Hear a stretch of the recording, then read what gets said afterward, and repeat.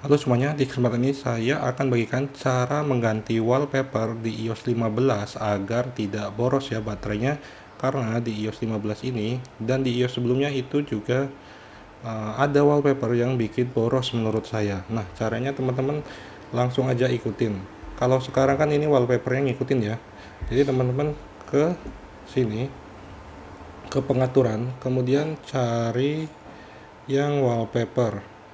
Nah, teman-teman ini jangan pakai yang ini. Jadi misalkan pilih wallpaper baru.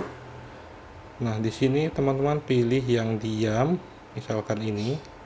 Nah, tapi yang di zoom perspektif itu jangan dinyalain ya. Yang ini jangan dinyalain nih. Jadi dimatiin.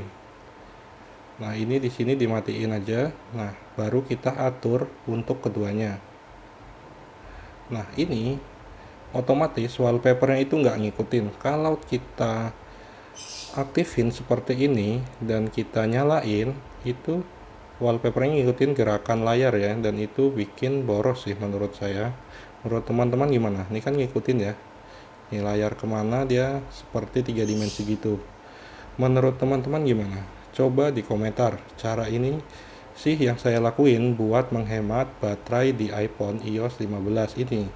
Buat teman-teman yang setuju, coba tinggalkan di komentar. Dan jangan lupa juga teman-teman bisa subscribe dan nyalain lonceng channel ini biar tidak ketinggalan tips yang singkat, jelas, padat ya.